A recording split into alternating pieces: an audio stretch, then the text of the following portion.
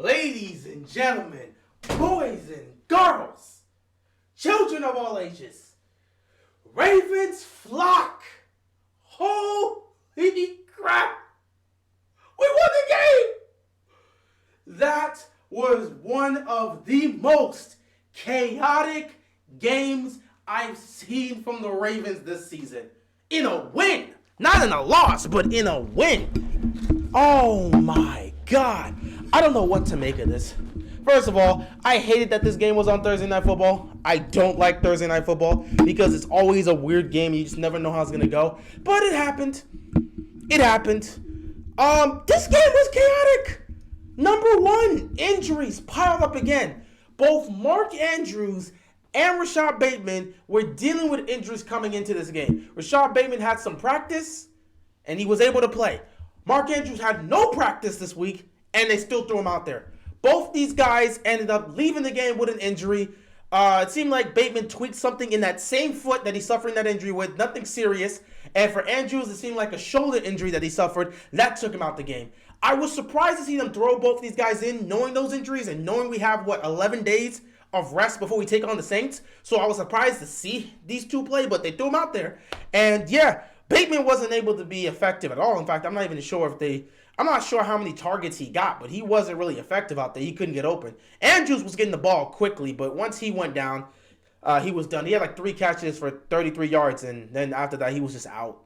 So both these guys missed the second half of this game. Think about that. Lamar's top 2 targets, his number 1 target, and then his second target, his supposedly number 1 receiver in Rashad Bateman. So his 2 favorite targets are not playing in the second half. And we're heading into the second half down by 7.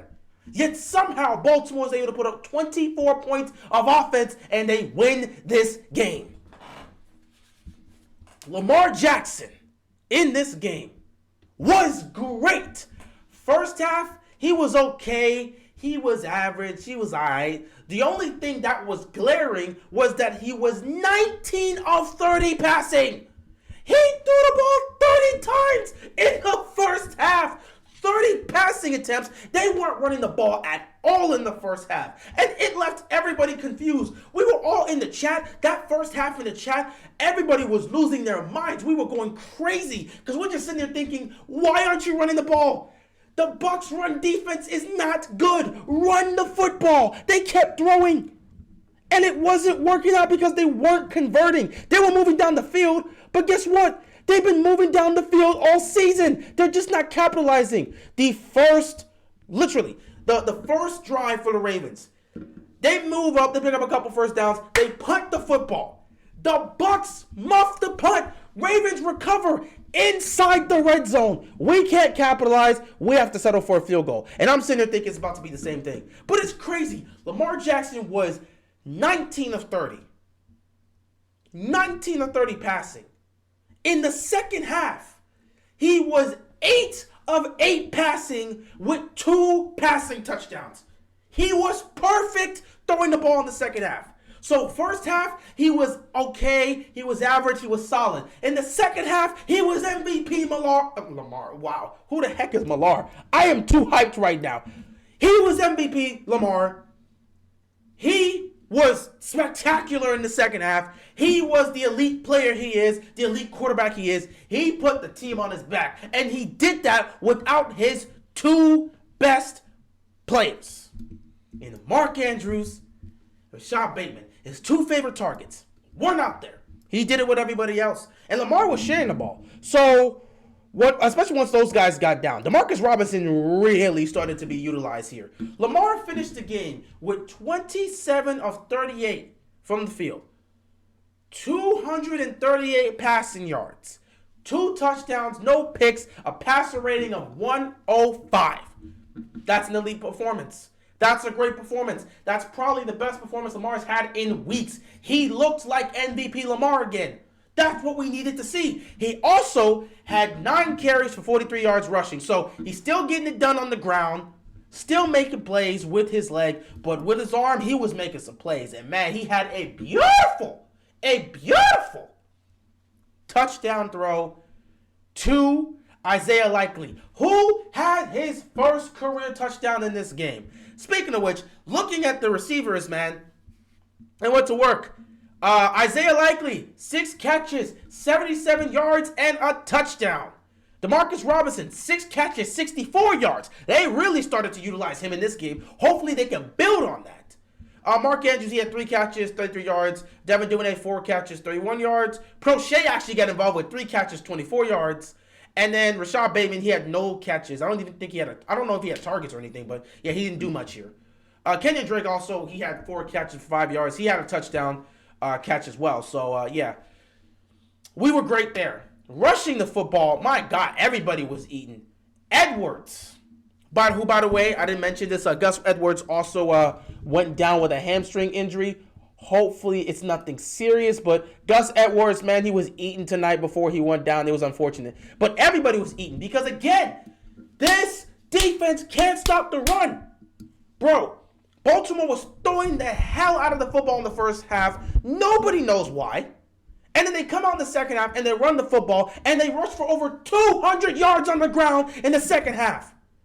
Gus Edwards, 11 carries, 65 yards for the game. Kenyon Drake, 7 carries, 62 yards. Lamar Jackson, 9 carries, 43 yards. Devin Duvernay, 2 carries, 33 yards, and a touchdown run, which was a great play right there. Devin Duvernay's got the speed, and he just straight up goes and finishes that play and gets in the end zone. Justice Hill, 4 carries, 28 yards. So everybody was running the ball well.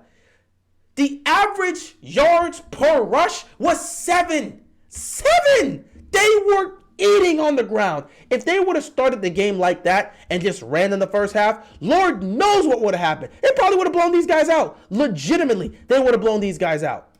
So yeah, Lamar Jackson had a great game. The best game we've seen from Lamar in quite some time. He looked like MVP Lamar in the second half. He was elite in the second half. He closed out this game without his 2 best weapons, and that matters, man. That's what you need to see. Credit to Greg Roman for making the adjustments and deciding, hey, maybe we shouldn't throw the ball 30 times. Maybe you run the rock and try to mix it up. I'm not saying you shouldn't run the ball. I'm saying that the passing does have to dictate. I said that way back in the beginning of the season. Passing does have to dictate, but you still have to balance it with the run. We want a perfect balance. First half was an overwhelming amount of passing. Second half, we were running the rock more, which evened it out. And that's what we need. We need a balance. And we got that in the second half. So it was great to see there. Lamar was doing his thing. Gus Edwards was doing his thing. Kenyon Drake. Devin Duvernay was doing his thing. Isaiah Likely was getting going. Demarcus Robinson got a lot more involved in the offense than what we've seen over the last couple weeks. Everything was going well for the offense in the second half. They put up 3 points of offense in the first half. Speaking of which, it should have been 6, but they chose to go for it on 4th down. Here's the thing about Baltimore. They can move the ball. They can pick up yards, but they weren't finishing drives, and they weren't finishing in the red zone. It was happening in the first half. It's 4th and 2. They have an opportunity to kick a field goal, take the points, but they said, nah, we're going to go for it. They're going to go for it. And they went for it, and the Bucs defense ran the perfect call to counter that. They were ready for the run or pass. Whether or not Lamar was going to take off, they had 3 guys ready, and everybody was covered. Lamar tried to make a play. He put the ball in a position where I believe Demarcus Robinson could make the play. It was either Demarcus Robinson or Isaiah Likely. He put in the place where the receiver could make the play, but the defense was right there, batted the ball down, turnover on downs. So we end up going into halftime 10-3. Then in the second half, they just went off, man. Touchdown, field goal. They were killing it. The offense was finally moving with authority. We saw some consistency. We saw some balance. They were able to finish in the red zone. Fantastic. Love what we saw there. But again, we want to see more of that throughout the entire game. This was another example. First half, we didn't play well. Second half, we played fantastic. In other games, first half, we played fantastic. Second half, we don't play well. We don't finish the game. We end up losing. It's just, you want to play well throughout the entire game, and I really hope that the Ravens are able to figure this out and start consistently playing well throughout the game. We need that.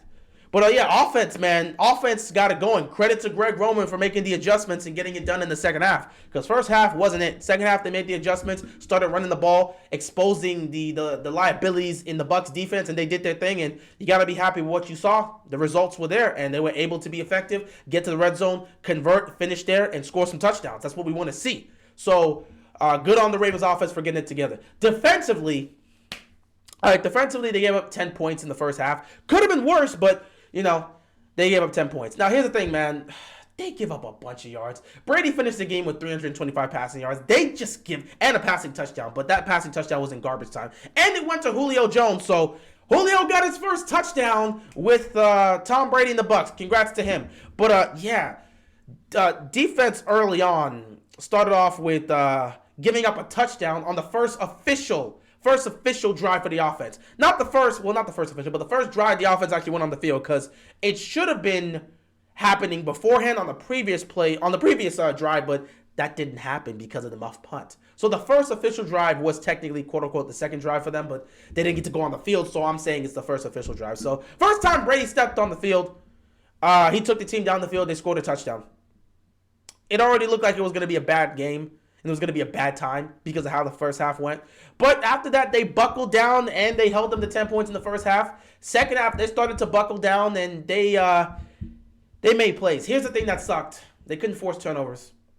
They had a chance. It was 2 or 3 interceptions that they should have had, and they dropped them. Humphrey in the first half, it was probably the first drive. Brady, I believe it was the first throw of the game for Brady. He overthrew his receiver. Humphrey's in the vicinity. He has a chance. It's in his hands. He tries to grab it. Incomplete. That should have been a pick right there. Then in the second half, in the end zone, Marcus Peters has the ball in his hands. It has the ball coming towards his direction. He reads the play right, has his hands right here. It hits his chest, goes through his arm. Boom, incomplete. Third interception dropped. Chuck Clark. He was on the receiver, read Brady's eyes, saw where the ball was going, got right in front of the receiver, right in his hands. Can't catch it. So we dropped 3 picks. This game shouldn't have been a 5-point victory. It should have been much, much larger for Baltimore. But due to the fact that they dropped 3 picks, the score is what the score is. Other than that, the defense made stops when they needed to. They got to the quarterback. They sacked Brady a couple times. In fact, with this game, Brady actually became the most sacked quarterback in NFL history. So, congratulations to Brady. Most sacked quarterback in NFL history. Amazing. I believe we got 3 sacks in this game. Matabike got 1 on Brady, and then Justin Houston again had 2. Let me tell you right now, Justin Houston is our best pass rusher. By far. He can get to the quarterback. At his age, at this point in his career, he's still getting to the quarterback. Another game with 2 sacks for him. He's the best pass rusher we have. We got to see more. We may see more on Monday night because Bowser and Ojabo they're both due to come back and potentially play on Monday night against the Saints. So we'll see what happens if they do get to play. But it's no doubt in my mind right now, the best pass rusher we have is Justin Houston. And if we can get Odafe Owe more involved, who, by the way, was more involved in this game, he just didn't have a sack. If we can get him more involved and he can finish and get to the quarterback and sack these guys, we're going to be better. We're only hoping that the pass rush continues to improve. And we believe that's going to happen once you get Ojabo and you get Bowser back. We'll see what happens, though. But, yeah, defensively, got a couple sacks on Brady. Batted down a couple passes. Should have had a couple picks, but we dropped it. Defense did well enough to help us win the game. Still gave up that touchdown in the fourth quarter, so now that's 10 touchdowns they've given up in the fourth quarter. But this one didn't matter. It was in quote-unquote garbage time, so it is what it is. As for the Bucs defensively, they were actually mixing it up between man and zone. And in the first half, it was working, but once Baltimore started running the ball, they exposed the weakness of the Bucs defense, and they couldn't stop the run, so that just continued to happen. And this is what it is. Unfortunately, one thing that sucked was Barrett for the Bucs seems to have suffered an Achilles injury. It might be a torn Achilles. They're going to check on it, have an MRI, and they'll figure that out. If it is, his season is done, and that's unfortunate. But, yeah, a bunch of injuries happened in this game, and it sucked. But, defensively for the Bucs, they were able to somewhat contain what the Ravens were doing because they were being very one-dimensional and not running the football and trying to throw it. And they gave up some yards and gave up some plays, but they did enough to hold Baltimore's offense when they needed to, because when they got to the red zone, they made a stop there. We could have 2 touchdowns on those red zone plays that we had in the first half. We just couldn't finish. So, good on them. Second half, once we started getting going with the run game, they were screwed, and they knew it, and they were tired, and you could see it. We were running the clock, killing so much time. Everything was going well, and it was just the defense was so tired. They couldn't do anything. The defense was just so tired after that, and you could just see it. You could just see it on them. As for the offense, man, well, Brady. I don't know what to say about Brady. Is this really the end? Has he reached that status? Is this like 2015 Peyton Manning? Has he finally reached that stage? Has Father Time actually catch Tom Brady? I'm still trying to figure that out, and I'm not fully sure. So I don't know what to say. All I'll say is Brady tonight was not good. Brady missed a lot of throws. There were a couple throws he threw in the dirt and didn't give his receiver a chance. There were throws where he just straight. There were 2 throws where he missed Edelman, and then there was a third one where it seemed like it was a miscommunication between him and Evans. Either way, they connected on a deep throw, so good on them. But Brady missed a bunch of throws in this game. They were just plays that he didn't make. And honestly, he should have had 3 picks. If the defense makes a catch, Brady has 3 interceptions and played garbage, and they don't even come close to having a 5-point loss. But unfortunately, the Ravens defense didn't have their hands with them tonight, so Brady escapes with no turnovers, but he was bad in this game. It's just a lot of yards that didn't account for what they needed to, and it was unfortunate for them. Brady might have finally reached the wall, but I'm not going to say it. I will see what happens. Despite that, the receivers played well. Mike Evans had over 100 yards receiving. Over 100 yards receiving for Mike Evans. And then you get to Godwin. He had, I have it right here. Mike Evans, 6 catches, 123 receiving yards. Chris Godwin, 6 catches, 75 receiving yards. Leonard Fournette, 3 catches, 34 yards. Rashad White, 3 catches, 24 yards. Julio Jones, 2 catches, 21 yards, and the touchdown that I talked about. So, yeah, Brady was getting everyone involved, but his 2 best weapons in Godwin and Evans, they were involved, and they made plays. They got a lot of yards. Unfortunately, they couldn't get into the end zone, and that was what was killing them. But it is what it is at the end of the day.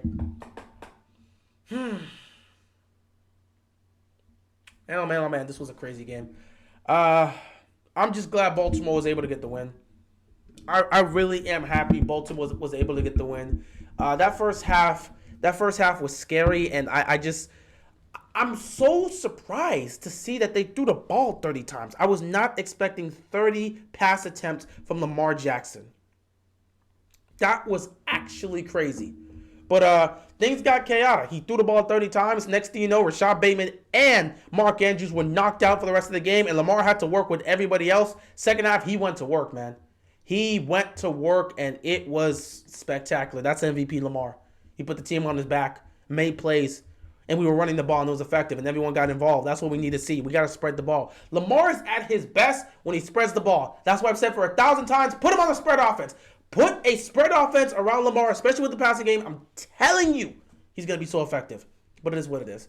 Yeah, I'm legitimately surprised by what happened in the second half, because that first half was chaotic, and it just looked like they were just playing one-dimensional football, and they did not know what they were trying to do. But then they start opening up and playing and running and passing and actually getting a balance, and it started to work, and Lamar was just engaged, man. Lamar was engaged. You saw he had the energy. He got pissed off at Patrick Ricard for that holding call, and he went up and confronted him about it, and I loved that. I loved when I saw that moment, because I love angry Lamar. I want him to show that emotion and passion. That shows how much he cares. And I want him to be more vocal. When you make a mistake, I want him to be there to say, man, you can't do that. You can't do that. Because we've been making too many mistakes in these situations. And it's kill drives. We've made so many mistakes and it's kill drives, and we're not seeing people be held accountable. I would love for Lamar to be a hell of a lot more vocal and loud and emphasis. I want him to be I don't know what I'm saying here. I want Lamar Jackson to be a lot more vocal. I want him to be a lot more open and loud when he sees a player making a mistake. I want him to be more reactive to that, because if we address that there, it can take away that mistake from happening in the future. But yeah, this was a crazy game. Baltimore was able to get the 27-22 victory, and because of that, they moved to 5-3 on the season, which is exactly what you want. 5-3 on the season, that's exactly, it's not bad. Obviously, we could have been 8-0. I know people are going to throw that out, but you are what you are right now, and you can take it however you see it. Baltimore now will be able to rest for 11 days. Their next game will be Monday Night Football, their final primetime game of the season. Monday Night Football in New Orleans against the Saints. If the Ravens can win that game, they will head into their bye week at 6-3, which is exactly where I predicted them to be heading into the bye week. 6-3 on the season, which will put them in a prime position to be able to make the playoffs. Because now you're going to need like 4 or 5 wins throughout the final 7 games of the season. 4 or 5 wins probably wins you the division. So Baltimore will be in a great position if they can beat the Saints on Monday Night Football and head into the bye week 6-3. You're 5-3 right now, still first in the AFC North, still undefeated. You got a bunch of AFC North games coming up in those final 7 weeks. Being 6-3 would be very, very beneficial for you. But you're 5-3 right now. Enjoy this win. Head into this mini bye week of sorts. What is that? 10, 11 days? It's basically a bye week. Head into this quote unquote mini bye week and just address what you need to address. Have everyone get healthy, and hopefully by Monday night you're gonna have everyone you want out there. But we'll see what happens. Anyway, I appreciate you guys. I'm very tired. My voice is gone. These last 5 minutes of speaking, I was just trying to get it out because we were very vocal in that first half in the live stream. So yeah, I'm gonna go chill out after this. Anyway, I appreciate you guys. It's been fun. And with that being said, I am out of here. Peace.